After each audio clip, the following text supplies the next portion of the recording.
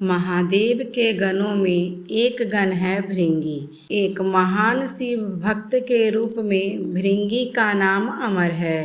कहते हैं जहाँ शिव होंगे वहाँ गणेश, नंदी, श्रृंगी, भृंगी और वीरभद्र का वास स्वयं ही होगा। शिव शिवा के साथ उनके ये गण अवश्य चलते हैं। इनमें से सभी प्रमुख गणों के बारे में तो कहानियां प्रचलित है। भृंगी की खास बात यह है कि उनके 3 पैर हैं। शिव विवाह के लिए चली बारात में उनका जिक्र मिलता है। बिनु पद होए कोई बहुपद बाहु, यानी शिव गणों में कई बिना पैरों के थे और किसी के पास कई पैर थे। ये पद तुलसीदास जी ने भृंगी के लिए ही लिखा है।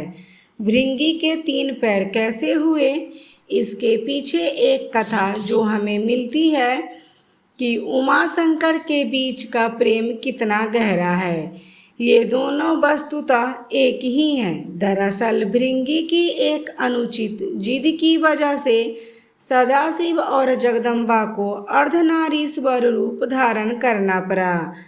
भृंगी महान शिव भक्त थे। सदाशिव के चरणों में उनकी अत्यधिक प्रीति थी। उन्होंने स्वप्न में भी शिव के अतिरिक्त किसी का ध्यान नहीं किया था। यहाँ तक कि वह जगत जननी माँ पार्वती को भी सदाशिव से अलग मानते थे। शिवस्य चरणम केवलनम के भाव में हमेशा रहते थे। उनकी बुद्धि यह स्वीकार ही नहीं करती थी कि शिव और पार्वती में कोई भेद नहीं है। एक बार सदाशिव के परम भक्त भृंगी ऋषि कैलाश पर अपने आराध्य की परिक्रमा करने पहुँचे। सदैव की तरह महादेव के बाई जांघ पर आदि शक्ति जगदम्बा विराजमान थी। महादेव समाधि में थे और जगदम्बा चैतन्य थी। जगदम्बा के नेत्र खुले थे। भृंगी तो आए थे शिव जी की परिक्रमा करने। शिव जी तो ध्यान मग्न थे। शिव प्रेम में भृंगी मतवाले हो रहे थे। वह सिर्फ शिव जी की परिक्रमा करना चाहते थे, क्योंकि ब्रह्मचार्य की उनकी परिभाषा अलग थी। पर क्या करे, पार्वती जी तो शिव जी के वाम भाग में विराजमान थी।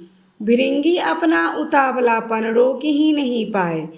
साहस इतना बढ़ गया कि उन्होंने जगदम्बा से अनुरोध कर दिया कि वह शिव जी से अलग होकर बैठे, ताकि मैं शिव जी की परिक्रमा कर सकूं। जगदम्बा समझ गई कि यह तो तपस्वी, लेकिन इसे ज्ञान नहीं हुआ है, अभी यह अधूरा ज्ञान का है। इसलिए उन्होंने भृंगी की बात को अनसुना किया। भृंगी तो हठ में थे, कुछ भी सुनने समझने को तैयार ही नहीं थे। फिर से माता पार्वती ने कहा, आप कुछ देर के लिए हट जाए, मैं परिक्रमा कर लूँ। माँ पार्वती ने इस पर आपत्ति जताई और कहा कि अनुचित बात बंद करो। जगदम्बा महादेव की शक्ति है, वह सदाशिव से पृथक होने को कैसे तैयार होती। माता ने भृंगी को कई तरह से समझाया, प्रकृति और पुरुष के संबंधों की व्याख्या की, वेदों का उदाहरण दिया, परंतु भृंगी भी वैसी ही हठी की बुद्धि तो वैसे भी आधी हो जाती है। माता द्वारा दिए ज्ञान उपदेश उनके विवेक में उतरे ही नहीं। उनकी बुद्धि सृष्टि के इस रहस्य को समझने के लिए तैयार ही नहीं हुई। उन्होंने सिर्फ शिव की परिक्रमा करने की ठान ली। माता ने सोचा, इस अज्ञानी को कुछ भी समझाने का लाभ नहीं, इसे अनदेखा ही कर देना चाहिए। माता शिव जी से अलग न हुई। भृंगी ने भी हठ ही पाल रखा था। अपने मन की करने के लिए एक योजना बना ली। भृंगी ने सर्प का रूप धारण किया और शिव जी की परिक्रमा करने लगे। सरकते हुए वह जगदम्बा और महादेव के बीच से निकलने का यत्न करने लगे। उनकी इस दृष्टता का परिणाम हुआ कि शिव जी की समाधि भंग हो गई। उन्होंने समझ लिया कि मूर्ख जगदम्बा को मेरे वाम भाग पर देखकर विचलित है, वह दोनों में भेद कर रहा है। इसे सांकेतिक रूप से समझाने के लिए शिव जी ने तत्काल अर्धनारीश्वर रूप धारण कर लिया। जगदम्बा अब उन्हीं में विलीन हो गई थी। शिव जी दाहिने भाग से पुरुष रूप में और बाएं भाग से स्त्री रूप में दिखने लगे। अब तो भृंगी की योजना पर पानी फिरने लगा। हठी का हठ तो भगवान से भी ऊपर जाने लगा। भृंगी ने इतने पर भी हिम्मत नहीं हारी। उन्हें तो बस शिव जी की ही परिक्रमा करनी थी। अपनी जिद पूरी करने के लिए एक और मूर्खतापूर्ण प्रयास किया। अब भृंगी ने चूहे का रूप धारण कर लिया। चूहे के रूप में प्रभु के अर्धनारीश्वर रूप को कुतर कर एक दूसरे से अलग करने की कोशिश में जुट गए। अब यह तो अति थी। शिव भक्त भृंगी की धृष्टता को लगातार सहन करती आ रही जगदम्बा का धैर्य चूक गया। उन्होंने भृंगी को श्राप दिया, हे भृंगी, तू सृष्टि के आदि नियमों का उल्लंघन कर रहा है। यदि तू मातृ शक्ति का सम्मान करने में अपनी हठी समझता है तो अभी इसी समय तेरे शरीर से तेरी माता का अंश अलग हो जाएगा। यह श्राप सुनकर स्वयं महादेव भी व्याकुल हो उठे। भृंगी की बुद्धि भले ही हार गई थी, पर महादेव जानते थे कि इस श्राप का मतलब कितना गंभीर है। शरीर विज्ञान की तंत्रोक्त व्याख्या के मुताबिक इंसान के शरीर में हड्डियां और पेशियां पिता से मिलती है, जबकि रक्त और मांस माता के अंश से प्राप्त होता है। फिर क्या था, भृंगी की तो दुर्गति हो गई। उनके शरीर से तत्काल रक्त और मांस अलग हो गया। शरीर में बची रह गई तो सिर्फ हड्डियां और मांसपेशियां। मृत्यु तो हो नहीं सकती थी, क्योंकि वो अभिमुक्त कैलाश के क्षेत्र में थे और स्वयं सदाशिव और महामाया उनके सामने थे। उनके प्राण हरने के लिए यमदूत वहां पहुंचने का साहस ही नहीं कर सकते थे। असहाय पीड़ा से भृंगी बेचैन होने लगे। ये साप भी आदि शक्ति जगदम्बा का दिया हुआ था।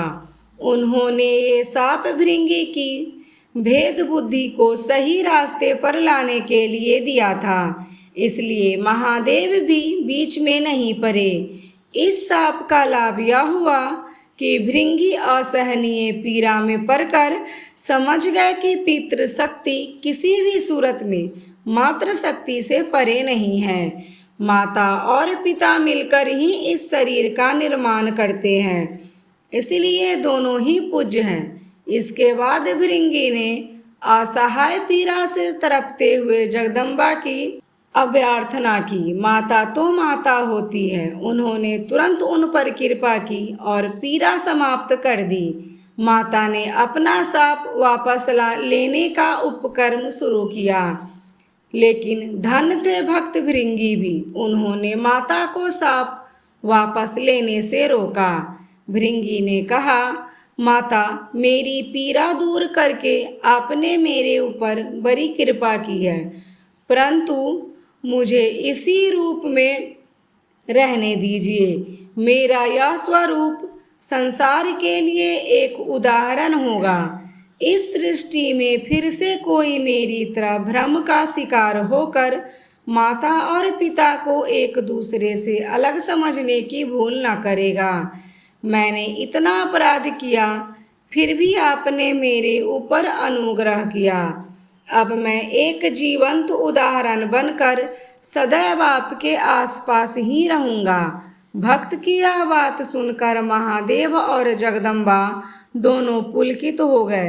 अर्धनारीश्वर स्वरूप धारण किए हुए माँ जगदम्बा और पिता महादेव ने तुरंत भृंगी को अपने गणों में प्रमुख स्थान दिया। भृंगी चलने फिरने में समर्थ हो सके, इसके लिए उन्हें तीसरा पैर भी दिया। तीसरे पैर से वह अपने भार को संभालकर शिव पार्वती के साथ चलते थे। अर्धनारीश्वर भगवान ने कहा, हे भृंगी, तुम सदा हमारे साथ रहोगे। तुम्हारी उपस्थिति इस जगत को संदेश देगी कि हर जीव में जितना अंश पुरुष है उतना ही अंश है नारी। नारी और पुरुष में भेद करने वाले की गति तुम्हारे जैसी हो जाती है। पुरुष और स्त्री मिलाकर संसार को आगे बढ़ाए, दोनों बराबर अंश के योगी है। यही सिद्ध करने को मैंने अर्धनारीश्वर रूप धरा है। स्त्री पुरुष दोनों का अपना अपना स्थान, अपना अस्तित्व है। इसे नकारने वाले को शिव शिवा दोनों में से किसी की भी कृपा प्राप्त नहीं होती है। वह जीव मृत्यु लोक में सदा शिव शिवा की कृपा के लिए तरसता ही विदा हो जाएगा। भृंगी को वह पद प्राप्त हुआ जिसे हासिल करने के लिए इंद्रादि बड़े बड़े देवता भी ललायत रहते हैं। संसार को मैथुनी दृष्टि की व्यवस्था शिव जी ने ही दी है। इसके अलावा उन्होंने सबसे पहले ब्रह्मा को अपना अर्धनारीश्वर स्वरूप दिखलाया।